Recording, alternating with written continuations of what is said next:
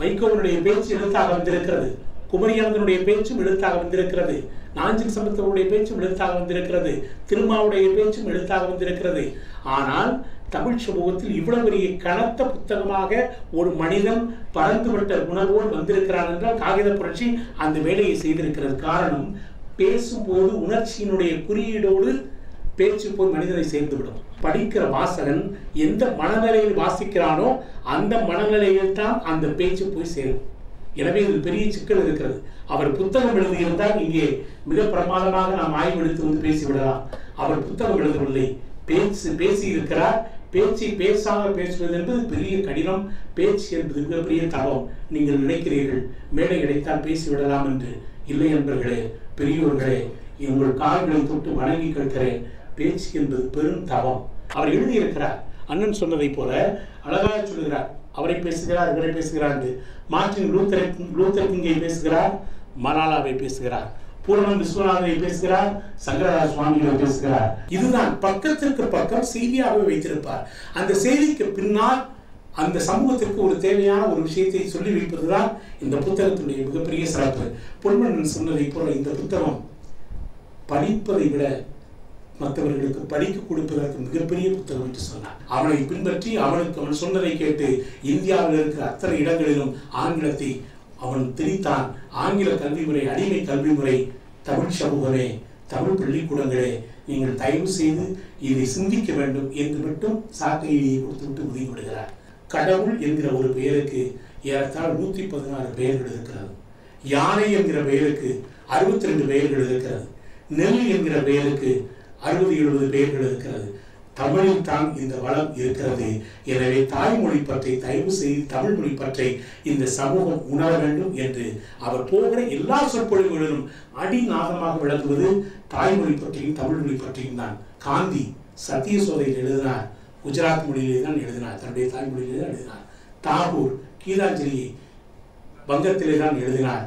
அப்படித்தான் கலிலேயோவும் எழுத சொன்னார்கள். இத்தாலியில் நீ லத்தீனில் தான் எழுத வேண்டும் என்று சொன்னார்கள். அவன் சொன்னான், நான் லத்தீனில் எழுத மாட்டேன், என் தாய்மொழி இத்தாலியில் தான் எழுதுவேன். லத்தீன் என்பது மகான்களின் மொழி, இத்தாலி என்பது மக்கள் மொழி என்று சொன்னார். அந்த இடத்தை சுட்டிக்காட்டித்தான் தமிழர்கள் தாய்மொழியின் மீது மிகப்பெரிய பற்று வைக்க வேண்டும். அதற்காகத்தான் புத்தக திருவிழாக்கள். தமிழ் சமூகம் நிறைய இடங்களில் புத்தக திருவிழாக்களை உருவாக்கி கொண்டிருக்கிறது. அரசாட்சி செய்கிற ஆளுமையாக கால ஓட்டத்தை கருத்தில் கொண்டும் ஞான ஓட்டத்தை மனதில் கொண்டும் நீங்கள் நடந்து போய் மானுடத்தை பாடிக்கொண்டிருக்கிற வானம்பாடியே நீ பாடு. நீங்கள் மகத்தான வெற்றியை இந்த சமூகத்திற்கு தந்திருக்கிறீர்கள். எனவே உங்களை வாழ்த்துகிற உயரத்தில் நான் இல்லை. காரணம், உங்களை வணங்குகிற தகுதி எனக்கு இருக்கிறதால் உங்களை வாழ்த்துகிற உயரத்தில் நான் இல்லை. நியூ செஞ்சுரி புத்தகத்துடைய அன்பு சகோதரர் சந்தானம் அவர்கள், பொன்மனன் அவர்கள் குறிப்பிட்டதை போல சென்னைக்கு வந்த பெரும்பாலானவர்கள் 30 ஆண்டுகளுக்கு முன்னால் சென்னைக்கு வந்த இலக்கிய பறவைகள் எல்லாம் முதலில் காலடி வைக்கிற இடம் நியூ செஞ்சுரி புத்தக நிலையம்தான். அப்பொழுது அண்ணா சாலையில் தான் இருந்தது. LIC பக்கத்தில் அப்படி ஒரு இடத்தில் தான் அப்பொழுது பெரிய பெரிய புத்தகமாக இருக்கும். எந்த நம்பிக்கையோடு தமிழ் சமூகத்திற்கு அறிவாண்மை சமுதாயமாக மாற்ற வேண்டும் என்று ஆசைப்பட்டு செய்த அந்த புத்தக நிறுவனத்தின் சார்பில் அண்ணன் ஸ்டாலின் குணசேகரனுடைய புத்தகத்தை வெளியிடுகிற இந்த விழா மனதிற்கு மகிழ்ச்சியாக இருக்கிறது. கிடைகள், மாலை நேரத்தில் கிடைகளை வீட்டுக்கு திருப்புகிற ஒரு ஆயர் மகள், காற்றிலே சலசலத்து விழுகிற பூவரசம் இலையை குழல் செய்து ஊத, புவனம் இதுவரை கேட்காத புதுப்பாடல் கேட்டால் எப்படி இருக்குமோ அப்படித்தான்.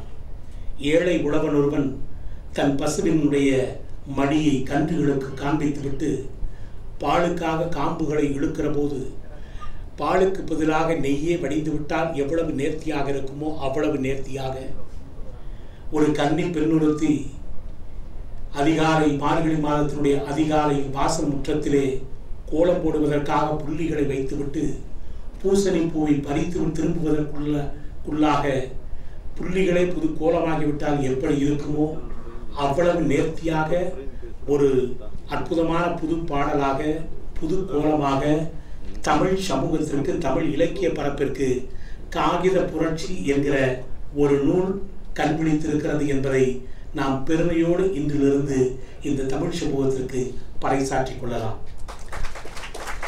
அறிமுக உரை என்பது மணமகளோடு தோழி மேடைக்கு வருகிற தோழி மாதிரி இருக்க வேண்டும். தோழியே மேடையில் அமர்ந்துவிடக் கூடாது. குதிரையை குளம் வரை கூட்டு போகிற பொறுப்பாக இருக்க வேண்டும். குதிரைக்காரனே தாகம் தரித்து விடக்கூடாது. அந்த அளவில் எதை சொல்ல வேண்டும், எப்படி அறிமுகப்படுத்த வேண்டும் என்கிற உணர்வோடு உங்கள் முன்னால் நின்று கொண்டிருக்கிறேன். ஏறத்தாழ ஒரு 2 மாதத்திற்கு முன்னால் கண்களை கருக்கருட்டுக்குள் காவு கொடுப்பதைப் போல நான் பார்வைகளை இழந்து பார்வைகளில் சிறு பழுது ஏற்பட்டு முழுக்க படிக்கக்கூடாது, வெளிச்சம் பார்க்கக்கூடாது என்று மருத்துவர்களின் அறிவுரையில் வீட்டில் இருந்தபோது என் கைக்கு வந்து சேர்ந்த புத்தகம் காகித புரட்சி. அண்ணன் கேட்டார், படிக்க வேண்டும் என்று சொன்னார், படித்தே ஆக வேண்டும் என்று சொன்னார். அண்ணன் அழைத்தது என்னுடைய அறிவு தகுதியால் அல்ல, அன்பின் மிகுதியால் என்னை அழைத்திருக்கிறார் என்கிற உணர்வோடு தான் இந்த மேடையில் நான் நின்று கொண்டிருக்கிறேன். அவர் எழுதினார், வாசிக்கும் சமூகம்தான் ஒரு காலத்திற்கு பிறகு யோசிக்கும் சமூகமாக உருமாறும் என்று அந்த புத்தகத்தின் தொடக்கத்தை தொடங்கி 530 பக்கங்களில் ஞானத்தை தேடுபொருளாக வைத்துக் கொண்டு மானுடத்தை பாடுபொருளாக வைத்துக் கொண்டு ஆடுகளமாக்கி இருக்கிற இந்த புத்தகத்தை இன்றைக்கு வெளியிட்டிருக்கிற போது உயர்ந்த சிந்தனைகளை மனிதவள மேம்பாட்டிற்கும் உரத்த சிந்தனைகளை சமூக நல மேம்பாட்டிற்குமாக அவர் களமமைத்து ஆடுகளம் ஆடியிருக்கிறார் என்பதை இந்த புத்தகம் உங்களுக்கு பறைசாற்றும். ஆண்டாண்டு யார் இந்த ஸ்டாலின் குலசேகரன்? ஆண்டாண்டு காலமாய் ஆண்டோர்களும் சான்றோர்களும் அருந்தமிழை ஏற்றி வைத்து போற்றி வைத்து உயர்த்தி கொண்டிருக்கிற தமிழின் வாயிலாக இந்த தமிழ் சமூகம் அடுத்த கட்ட நகர்வுக்கு அறிவாண்மை சமுதாயமாக மாற வேண்டும் என்கிற அடங்காத ஆவலோடு கடந்த 4 நூற்றாண்டு காலம் மக்கள் சிந்தனை பேரவையை உருவாக்கி அதன் மைய புள்ளியாக இருந்து தன்னை அதற்கே தகவமைத்துக் கொண்ட ஒரு பெருமகன் தான் ஸ்டாலின் குலசேகரன். ஆண்டுதோறும் விழா, ஆண்டுதோறும் விருது, ஆண்டுதோறும் புத்தக திருவிழா, ஆண்டுதோறும் அறிவு புரட்சி என்றால் அது மக்கள் சிந்தனை பேரவையினுடைய மகத்தான அது தொடர் வண்டியாக ஓட வேண்டும். இன்றைக்கு இருக்கிற இலக்கிய கூட்டங்கள் அப்படி இல்லை, இலக்கிய குழுக்கள் அப்படி இல்லை. 20 ஆண்டு காலம் என்பது அவருடைய வியர்வை, அந்த வியர்வை ஞான வியர்வையாக இருந்திருக்கிறது என்பதை இந்த இடத்தில் நீங்கள் புரிந்து கொள்ள வேண்டும். காரணம், எனக்கு முன்னால் பேசியவர் சொன்னார், எழுத்தை பேச்சாக்குவது எளிது, ஆனால் பேச்சை எழுத்தாக்குவது அரிது. தமிழ் சமூகத்தில் தமிழ் இலக்கியத்தில் அது வலம்புரிஜானுக்கு மட்டும்தான் வாய்த்திருந்தது. எழுத்தை பேச்சாகவும் பேச்சை எழுத்தாகவும் மாற்றுகிற அந்த விவேக வித்தை வலம்புரிஜானுக்கு பிறகு எனக்கு தெரிந்த அண்ணன் ஸ்டாலின் குலசேகரனுக்கு தான் மிக அற்புதமாக வாய்த்திருக்கிறது. இது முகஸ்துதிக்காக அல்ல, வைகோவுக்கும் அந்த புத்தகம், வைகோவுக்கு பேச்சு இருந்தது, வைகோவனுடைய பேச்சு எழுத்தாக வந்திருக்கிறது, குமரியனுடைய பேச்சும் எழுத்தாக வந்திருக்கிறது, நாஞ்சில் சம்பந்தருடைய பேச்சும் எழுத்தாக வந்திருக்கிறது, திருமாவுடைய பேச்சும் எழுத்தாக வந்திருக்கிறது. ஆனால் தமிழ் சமூகத்தில் இவ்வளவு பெரிய கனத்த புத்தகமாக ஒரு மனிதன் பறந்துவிட்ட உணர்வோடு வந்திருக்கிறான் என்றால் காகித புரட்சி அந்த வேலையை செய்திருக்கிறது. காரணம், பேசும்போது உணர்ச்சியினுடைய குறியீடோடு பேச்சு போய் மனிதனை சேர்ந்துவிடும். ஆனால் எழுத்தாக மாறுகிற போது படிக்கிற வாசகன் எந்த மனநிலையில் வாசிக்கிறானோ அந்த மனநிலையில் தான் அந்த பேச்சு போய் சேரும். எனவே இதில் பெரிய சிக்கல் இருக்கிறது. அவர் புத்தகம் எழுதியிருந்தால் இங்கே மிக பிரமாதமாக நாம் ஆய்வு எடுத்து வந்து பேசிவிடலாம். அவர் புத்தகம் எழுதவில்லை, பேசி இருக்கிறார். பேச்சை பேசாக பேசுவது என்பது பெரிய கடினம், பேச்சு என்பது மிகப்பெரிய தவம். நீங்கள் நினைக்கிறீர்கள் மேடை கிடைத்தால் பேசிவிடலாம் என்று. இல்லை என்பர்களே, பெரியோர்களே, உங்கள் கால்களை தொட்டு வணங்கி கேட்கிறேன். பேச்சு என்பது பெரும் தவம். 70 ஆண்டு காலம், 70 புத்தக திருவிழாவில் ஒரு மனிதன் பேசி இருக்கிறான் என்றால் ஏதோ பாரதியாரை குறிப்பிட்டோம், பாரதிதாசனை குறிப்பிட்டோம், சங்க இலக்கியத்தை குறிப்பிட்டோம், இருக்கிறதை பேசிவிட்டோம் என்றல்ல. இந்த புத்தகம் ஒன்று சொல்லுகிறது. வியந்து போனேன், நான் படிக்க முடியாமல் கஷ்டப்பட்டு படித்து வியந்து போனேன். காரணம், ஒரு மனிதன், ஒரு புத்தகம், நூலகத்தில் புத்தகம் இருப்பது இயல்பு, ஒரு புத்தகமே நூலகமாக இருப்பது எப்படி? அது காகித புரட்சியில் மட்டும்தான் அது சாத்தியமாக இருந்திருக்கிறது. காரணம், ஓராண்டு 2 ஆண்டு அல்ல, 23 ஆண்டுகள் ஒரே நூலகத்தில் அமர்ந்து 23 ஆண்டுகள் ஒரே நூலகத்தில் அமர்ந்து 41,000 புத்தகங்களை படித்து இந்த மானுடத்தை புரட்டி போடுவதற்காக நூலகம் என்கிற மகத்தான புத்தகத்தை எழுதினான் கார்ல் மார்க்ஸ். ஆனால் அவன் எழுதிய போது அவனுக்கு மட்டும்தான் தெரியும், மற்றவர்களுக்கெல்லாம் அதில் நூலகம் என்பது காகித கடங்காக இருந்தபோது அவன் ஒருவனுக்குத்தான் நூலகம் என்பது ஆயுத கடங்காக தெரிந்தது.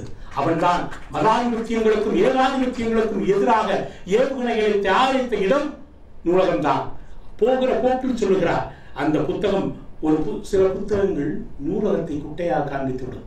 அப்படி குட்டையாக காண்பித்த புத்தகங்களில் உயரமான புத்தகம் மூலதனம். அப்படி உயரமான புத்தகம் காரணம் மனிதனை படிக்கிறவனால் மட்டும்தான், மானுடத்தை பாடுகிறவனால் மட்டும்தான் அப்படி புத்தகத்தை கொண்டு வர முடியும். இன்றைக்கு அந்த உயரத்திற்கு தன்னை முயற்சி செய்திருக்கிறார். 70 உரைகளில் 30 உரைகள் மறைக்க வைக்கிறது, வியக்க வைக்கிறது என்றால் ஏறத்தாழ 530 பக்கங்கள். அந்த 530 பக்கங்களில் குறைந்தது ஒரு பக்கம் 2 செய்தி. இவருடைய சிறப்பு என்பது வெறும் பேச்சல்ல, அந்த பேச்சில் ஒரு அடக்கம் இருக்கிறது. எந்த வார்த்தைகளினுடைய உள்ளடக்கம், கருத்துக்களின் சொல்லடக்கம் இரண்டும் கலந்து பின்னி பிணைந்து வர வேண்டும். ஒரு பேச்சு என்பது பருவமழை மாதிரி இருக்க வேண்டும். இடைவெளி இல்லாமல் இருக்கிற காதலர்களைப் போல மண்ணும் மழையும் பின்னி பிணைந்திருப்பதுதான் பருவமழை. ஆனால் பொய்த்து போகிற கோடை மழை என்பது அது காலம் தப்பி போகிற மழை, அது கோடை மழையாக இருக்கக்கூடாது. அண்ணன் பேசி இருக்கிற பேச்சு பருவமழை மாதிரி. அந்த பேச்சு கேட்கிற போது, பேச்சு உணர்ச்சியினுடைய குறியீடுகளை கேட்கிற போது, மானுடத்தினுடைய கவாலங்களுக்குள்ளே கப்பி இருக்கிற கனத்த இருளை அகற்றுவதற்கு கால மொழிகளால் வெளிச்சம் தருகிற வேள்வியைத்தான் பேச்சு என்றும் எழுத்து என்றும் அர்த்தம் கொண்டிருக்கிற ஒரு படைப்பாளியால் மட்டும்தான் இப்படி காகித புரட்சியை செய்ய முடியும், மற்றவர்களால் செய்ய முடியாது. அப்படி மிகப்பெரிய வெற்றி அடைந்திருக்கிற அண்ணனுடைய படைப்பில் இந்த புத்தகம் அறத்தை முன்புலமாக, அறிவை பின்புலமாக வைத்துக் கொண்டு இந்த புத்தகம் பின்னி பிணைக்கப்பட்டிருக்கிறது. அதனால தான் இதை எடுக்கிற பொழுது அவர் சமூக புதுமைக்கு புதிய இரத்த தானம் தருகிற சத்தான சாகித்யத்தை இந்த சமூகத்திற்கு தர வேண்டும் என்கிற உணர்ச்சி தான். அந்த உணர்ச்சியின் குறியீடாகத்தான் இந்த சமூகத்திற்கு புனரமைப்பதற்கு புத்தகங்கள் வேண்டும். அவர் எழுதியிருக்கிற இந்த புத்தகம், அவர் பேசியிருக்கிற அந்த பேச்சு என்பது, அவர் கடந்து வந்திருக்கிற பாதை என்பது 40 ஆண்டு கால வரலாற்றில் அவர் எடுத்து வைத்திருக்கிற பாதங்கள், எடுத்து வைத்திருக்கிற தரவுகள், எடுத்து வைத்திருக்கிற செய்திகள் அவ்வளவு எளிதானதல்ல. நீங்கள் வியந்து போவீர்கள். 1000க்கும் மேற்பட்ட செய்திகளை ஒரு மனிதன் ஒரு நூலகத்தையே தன்னுடைய மூளையில் முடிந்து வைத்திருந்தால் மட்டும்தான் இந்த புத்தகம் சாத்தியம். இல்லை என்றால் சாத்தியமே இல்லை. அப்படி ஒரு மிகப்பெரிய உயரமான ஒரு புத்தகத்தை அவர் எழுதியிருக்கிறார். அண்ணன் சொன்னதை போல அழகாக சொல்லுகிறார். அவரை பேசுகிறார், இவரை பேசுகிறார். மார்ட்டின் லூத்தர் கிங்கை பேசுகிறார், மலாலாவை பேசுகிறார், பூரணம் விஸ்வநாதனை பேசுகிறார், சங்கரதாஸ் சுவாமிகளை பேசுகிறார், காண்டேகரை பேசுகிறார், நெல்லை பரவேற்பரை பேசுகிறார், பாரதியை பேசுகிறார், விந்தனை பேசுகிறார். இப்படி பலதரப்பட்ட தலைவர்களை பூரா அவர் எடுத்துக்கொண்டு வந்ததற்கு காரணமே இப்படி சமூகத்திற்கு சரியான பங்களிப்பை தர வேண்டும் என்பதற்காகத்தான் அவர் எடுத்து வைத்திருக்கிற வாதம், எடுத்து வைத்திருக்கிற வெறும் தரவுகளை மாத்திரமே ஒப்பித்து விட்டு போகிறவன் வெறும் பேச்சாளன் அல்ல. அந்த தரவுகள் தருகிற தாக்கத்தை, பேசுகிற போது அந்த தரவுகள் தருகிற தாக்கத்தை, பேசிய பிறகு அந்த தரவுகளால் இந்த சமூகத்திற்கு ஏற்பட வேண்டிய ஆக்கத்தையும் சொல்லியாக வேண்டும். அதுதான் இங்கே ஒரு முக்கியமான விஷயம். அவர் சொல்லுகிறார், முதலில் ஒரு 5-6 செய்திகளை நான் அங்கொன்றும் இங்கொன்றுமாக தொட்டு காட்டிவிட்டு போகிறேன். அவர் சொல்லுகிறார், பேனா அப்புசாமி என்று ஒருத்தர் 5000 கட்டுரைகள் எழுதியிருக்கிறார். 5000 கட்டுரைகளில் 3000 கட்டுரைகள் அறிவியல் சார்ந்தவை, 25 மூல நூல்கள் அறிவியல் நூல்கள். அவர் எழுதிய தமிழ்நாட்டில் இருக்கிற அப்புசாமி என்கிற ஒரு எழுத்தாளரை குறிப்பிடுகிறார். தமிழ் சமூகம் அறிவியல் சார்பாக அடுத்த கட்ட நகர்வுக்கு போக வேண்டும் என்றால் 2 பேரை வணங்கியாக வேண்டும் என்று அந்த இடையில் செய்தியை சொல்கிறார். பேனா அப்புசாமி என்று ஒரு மனிதன், அதற்கடுத்து சாமிநாத சர்மா. இந்த 2 பேர் தான் தமிழ் இலக்கியத்தில் அறிவியலுக்கு மிகப்பெரிய முகத்துவாரம் அமைத்தவர்கள் என்று அவர் எழுதி முடிக்கிறார். எழுதி முடித்த அந்த இடத்திலே தான் இன்னொன்றை சிந்திக்க வேண்டும். மனவை முஸ்தாபாவையும் அவர் குறிப்பிடுகிறார். மனவை முஸ்தாபா இந்த தமிழ் சமூகம் தனி ஒரு மனிதனாக இருந்து டெக்னிக்கல் டேர்ம்ஸ் என்று சொல்லக்கூடிய பரிவாய சொற்களை தமிழுக்கு 8000 பரிவாய சொற்களை தமிழுக்கு மொழிபெயர்த்து தந்த மகத்தான அறிஞர் மனவை முஸ்தாபா. அந்த மனவை முஸ்தாபாவை பற்றி சொல்லிவிட்டு சொல்லுகிறார், தமிழ் சமூகம் அடிக்கோடிட்டு தயவு செய்து இதை புரிந்து கொள்ள வேண்டும். அறிவியல் மேதைகளையும் கணித மேதைகளும் தமிழ் சமூகத்திலிருந்து உருவாக வேண்டும் என்று அங்குதான் ஸ்டாலின் குணசேகரன் முகம் காட்டுகிறார். பொன்மனன் சொன்னதை போல யாரையும் அவர் சாடுவதில்லை, யாரையும் அவர் குற்றம் சாட்டுவதில்லை. எடுத்த கருத்து நியாயமாக இருக்க வேண்டும். அந்த கருத்து சமூகத்திற்கு புதுமையாக இருக்க வேண்டும். அவர் பொது உடைமை சித்தாந்தத்தின் கருத்தோடு ஓடுகிறவர். அது கலிலியோவை பற்றி ஒரு கதை, கலிலியோவுடைய மரணத்தை பற்றி, அவருடைய பாடுகளை பற்றி, அவருடைய கடைசி காலத்தை பற்றி எழுதுகிற ஒரு செய்தியை அழகாக திரைக்கதை அமைப்பதை போல அவருடைய கலிலியோனுடைய அந்த கடைசி கட்டத்தை எழுதுகிற போது எல்லாவற்றையும் எழுதி அந்த காலத்திலிருந்து ஒரு மத நிர்வாகம் அவனை பாவ மன்னிப்பு உடையணிந்து அவனுக்கு மரண தண்டனை அறிவிக்கிறது. அப்பொழுது எல்லாவற்றையும் சொல்லிவிட்டு கடைசியாக இருக்கிறார். ஒரு பேச்சாளன் எப்பொழுதுமே பெரும் பேச்சாளன் சொல்லிவிட்டு போவதில்லை, உங்கள் சிந்தனைகளை கிளறிவிட்டு போக வேண்டும் எழுதுகிறார். எந்த மதம் என்றும் கூட காயப்படுத்தவில்லை. அதுதான் ஸ்டாலின் குணசேகரன். கடைசியாக சொல்லுகிறார், இந்த உலகிற்கெல்லாம் பிற உயிர்களை நேசிக்க வேண்டும் என்று சொன்ன அந்த மதம்தான் கலிலியோ என்கிற மனிதனை இந்த பாடுபடுத்தியது என்று எழுதுகிறார். இந்த மனித நேயத்தை உள்ளே முழுக்க அது பொது சிந்தனையாக இருக்க வேண்டும் என்பதால் அவருடைய சிந்தனையாக இருந்தது. அது சொல்லுகிறார் கு. சின்னப்ப பாரதி. நாமக்கல்லில் பிறந்த, எந்த பின்புலமும் இல்லாத, எந்த கல்வி பின்புலம் இல்லாமல், எந்த பேராசிரியராகவும் இல்லாமல் அவர் எழுதிய சங்கம் என்கிற ஒரு சிறுகதை 7-8 மொழிகளில் வந்திருக்கிறது. எனவே அறிவு என்பதும் கல்வி என்பதும் படிப்பால் மட்டும் வருவதல்ல, பண்பால் வருவது, உங்கள் பாரம்பரியத்தில் இருக்கிற உணர்வால் வருவது, கண்களால் வருவது, காட்சிப்படுத்துதலால் வருவது என்பதையும் இப்படி சொல்லிக்கொண்டு வருகிறார். ஏகப்பட்ட செய்திகள். கன்ஃபூசியஸ் என்கிற ஒரு தத்துவ ஞானியை பற்றி கேள்விப்பா, அது புது செய்தி. இதுதான் பக்கத்திற்கு பக்கம் செய்தியாக வைத்திருப்பார். அந்த செய்திக்கு பின்னால் அந்த சமூகத்திற்கு ஒரு தேவையான ஒரு விஷயத்தை சொல்லி வைப்பதுதான் இந்த புத்தகத்துடைய மிகப்பெரிய சிறப்பு.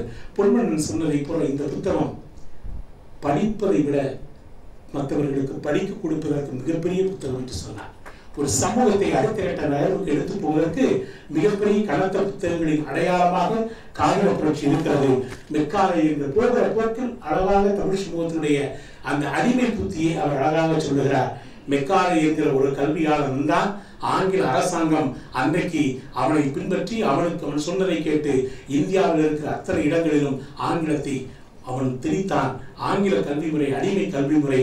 தமிழ் சமூகமே, தமிழ் பள்ளிக்கூடங்களே, நீங்கள் தயவு செய்து இதை சிந்திக்க வேண்டும் என்று மட்டும் சாட்டையை கொடுத்துவிட்டு உதவி விடுகிறார். அதற்கு பிறகு பின்லாந்தை பற்றி பேசுகிறார். பின்லாந்து என்பது கல்விகளின் மெக்கா, கல்வி சுற்றுலா என்று இன்றைக்கு உலகத்திலேயே வருடத்திற்கு 15,000 மனிதர்கள், கல்வியாளர்கள் வந்து சென்று கல்வியை பற்றி தெரிந்து கொள்வதற்கு போகிற நாடு பின்லாந்து. இது நான் சொல்லவில்லை, அண்ணன் அதை ஆழ்ந்து அகழ்ந்து அந்த பின்லாந்தினுடைய கல்வியை பற்றி, பின்லாந்தினுடைய கல்வி சுற்றுலாவை பற்றி சொல்லுகிற செய்திகள் எல்லாம் ஒவ்வொன்றும் மகத்தான செய்திகள். நான் எல்லாவற்றையும் எடுத்து சொல்லிவிட முடியாது. இருந்தாலும் சில விஷயங்களை நாம் இந்த புத்தகத்தினுடைய அறிமுகம் என்றுதான் சொல்ல வேண்டியிருக்கிறது. ஒரு இடத்தில் சொல்லுகிறார், மொழிபெயர்ப்பு என்பது என்ன? வாட்டர் ஃபால்ஸ் என்று எழுதுகிறார்கள். அதை தமிழில் சொல்லுகிற போது நீர் கீழே விடுகிறது என்று அர்த்தம். ஆனால் அதை சொல்லவில்லை, நாம் மருவி நீர் வீழ்ச்சி என்று சொல்லி இருக்கிறோம்.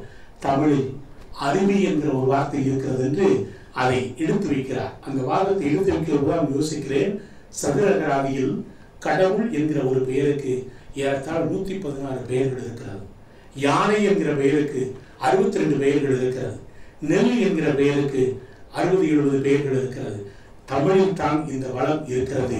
எனவே தாய்மொழி பற்றி தயவு செய்து தமிழ் மொழி பற்றி இந்த சமூகம் உணர வேண்டும் என்று அவர் போகிற எல்லா சொற்பொழிவுகளிலும் அடிநாதமாக விளக்குவது தாய்மொழி பற்றியும் தமிழ் மொழி பற்றியும் தான். காந்தி சத்தியசோதையில் எழுதினார், குஜராத் மொழியிலே தான் எழுதினார், தன்னுடைய தாய்மொழியிலே தான் எழுதினார். தாகூர் கீதாஞ்சலியை வங்கத்திலே தான் எழுதினார். அப்படித்தான் கலிலியோவும் எழுத சொன்னார்கள். இத்தாலியில் நீ லத்தீனில் தான் எழுத வேண்டும் என்று சொன்னார்கள். அவன் சொன்னான், நான் லத்தீனில் எழுத மாட்டேன், என் தாய்மொழி இத்தாலியில் தான் எழுதுவேன். லத்தீன் என்பது மகான்களின் மொழி, இத்தாலி என்பது மக்கள் மொழி என்று சொன்னார். அந்த இடத்தை சுட்டி காட்டித்தான் தமிழர்கள் தாய்மொழியின் மீது மிகப்பெரிய பற்று வைக்க வேண்டும். அதற்காகத்தான் புத்தக திருவிழாக்கள், தமிழ் சமூகம் நிறைய இடங்களில் புத்தக திருவிழாக்களை உருவாக்கி கொண்டிருக்கிறது. அது வரவேற்க வேண்டும். இந்த சமூகம் அடுத்த கட்ட நகர்வுக்கு செல்ல வேண்டும் என்று எடுத்து வைத்துதான் நிறைய இடங்களை எடுத்து வைக்கிற போது புத்தகத்தால் மட்டும்தான் இந்த சமூகம் புனரமைக்க முடியும் என்று அவர் நம்புகிறார். அவர் நம்பியதுதான் நாடு முழுக்க நடைபெறுகிறது. புத்தகம் என்பது என்ன? காகிதங்களின் தொகுப்பு அல்ல. புத்தகம் என்பது என்ன? ஞானத்தின் மூலவதை. புத்தகம் என்பது என்ன? மேதைகளின் தாழ்வீடு. புத்தகம் என்பது என்ன? காலத்தின் மொழிபெயர்ப்பு. புத்தகம் என்பது என்ன? படைப்பாளியின் அகவாரிசு. புத்தகம் என்பது என்ன? கனவுகளின் முகத்துவாரம். புத்தகம் என்பது என்ன? எழுத்துக்களின் ஏகாதிபத்தியம். இனி சொல்லலாம், புத்தகம் என்பது என்ன? காகித புரட்சி. இனி அடுக்கலாம், காகித புரட்சி என்று சொல்லலாம். காரணம், அரை நூற்றாண்டுக்கு மேலாக தமிழ் சமூகத்தில் அருந்தவத்தில் தமிழாக தன்னை தவப்படுத்திக் கொண்டு, தமிழோடு தன்னை தவப்படுத்திக் கொண்டு, தமிழோடு தன்னுடைய வாழ்க்கையை இணைத்துக் கொண்டு நடமாடுகிற பறவையாக ஒரு நூலகத்தையே தன்னுடைய மூளையில் கட்டி வைத்துக் கொண்டு அரசாட்சி செய்கிற ஆளுமையாக கால ஓட்டத்தை கருத்தில் கொண்டும் ஞான ஓட்டத்தை மனதில் கொண்டும் நீங்கள் நடந்து போய் மானுடத்தை பாடிக்கொண்டிருக்கிற வானம்பாடியே, நீ பாடு, பாடிக்கொண்டே இரு.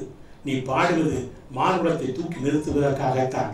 உன்னை தடை சொல்வதற்கு யாரும் இல்லை. காகித புரட்சி செய்திருக்கிறாய். ஆயுத புரட்சியை போல இந்த உலகத்தில் ஆயுதங்கள் தடை செய்யப்பட்டதை விட காகிதங்களால் உருவாக்கப்பட்ட புத்தகங்கள் தடை செய்யப்பட்ட வரலாறு தான் அதிகம். அந்த அளவில் நீங்கள் மகத்தான வெற்றியை இந்த சமூகத்திற்கு தந்திருக்கிறீர்கள். எனவே உங்களை வாழ்த்துகிற உயரத்தில் நான் இல்லை. காரணம், உங்களை வணங்குகிற தகுதி எனக்கு இருக்கிறதால் உங்களை வாழ்த்துகிற உயரத்தில் நான் இல்லை. நீங்கள் பாடிக்கொண்டே இருக்கிற வானம்பாடி உங்களுக்கு தடையில்லை. மரங்குத்தி பறவைக்கு வாய்ப்பூட்டு தடை சட்டம் சாத்தியமில்லை என்கிற காரணத்தால் நீங்கள் பாடிக்கொண்டிருக்க வேண்டும். உங்களை வாழ்த்துகிற உயரத்தில் நான் இல்லாவிட்டாலும் குழந்தை முத்துவிடுகிற உயரத்தில் தாயின் கன்னம் இருப்பது குழந்தைக்கு கிடைத்த பாக்கியம். உங்களை வாழ்த்துவது எனக்கு கிடைத்த பாக்கியம். இந்த காகித புரட்சி தமிழ் சமூகத்தை மிகப்பெரிய அளவில் அடுத்த கட்ட நகர்வுக்கு கொண்டு போகிற மிகப்பெரிய அடிநாதமாக விளங்கும். தண்ணீரில் அங்கத்தை சுத்தம் செய்துவிட்டு கண்ணீரில் ஆன்மாவை சுத்தம் செய்கிறவர்களுக்கு காகித புரட்சி திசை காட்டும். அறிவை தாகத்தோடும் ஞானத்தை மோகத்தோடும் தேடுகிறவர்களுக்கு காகித புரட்சி இசை மீட்டும். குறைந்த விளக்கி வாழ்க்கையை பேரம் பேசிவிட்டு அதிக விளக்கி மரணத்தை விலைக்கு வாங்குகிற மனிதர்களுக்கு இந்த நூல் மருத்துவம் செய்யும். தமிழே வாழ்க்கை என்று வாழ்கிற இலக்கண விண்லங்கம் எதுவும் இல்லாத இந்த இலக்கிய பத்திரத்தில் படைத்தவனுடைய கைரேகை விட படிப்பவனுடைய கைரேகை அதிகம் பதிய வேண்டுமென வாழ்த்துகிறேன். பிச்சிப்பு சொற்களால் உச்சி முகர்ந்து மெச்சி மகிழ்ந்து ஒரு ஆயுத புரட்சியை நீங்கள் தூக்கி நிறுத்தி இருக்கிறீர்கள். இனிமேல் உங்களுடைய முகவரி மாறிவிட்டது. நீங்கள் மக்கள் சிந்தனை பேரவையினுடைய தலைவர் அல்ல. நீங்கள் விதை நெல் விற்பவர், வினைச்சொல் விற்பவர். காரணம், இந்த மண்ணில் ஞானம் தருவதற்கு மரங்கள் வளர்கிறது, சவப்பட்டிக்கும் சில மரங்கள் வளர்கிறது. ஆனால் ஞானம் தருகிற மரங்களுக்காக, ஞானம் தருகிற மரங்களை விதைக்கிற விதைகளை தருகிற பெருமகனாக நீங்கள் இந்த புத்தகத்தை படைத்திருக்கிறீர்கள். உங்கள் விதை பயணம் தொடர வேண்டும். உங்கள் விதை பயணம் தொடர வேண்டும்.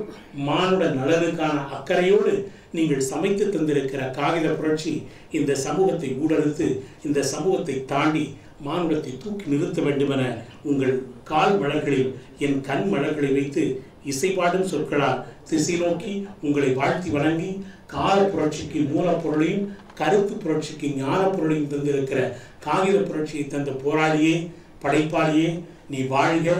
இந்த புத்தகத்தின் வாயிலாக இன்னும் இந்த சமூகம் உயர வேண்டுமென வாழ்த்தி வணங்கி விடைபெறுகிறேன்.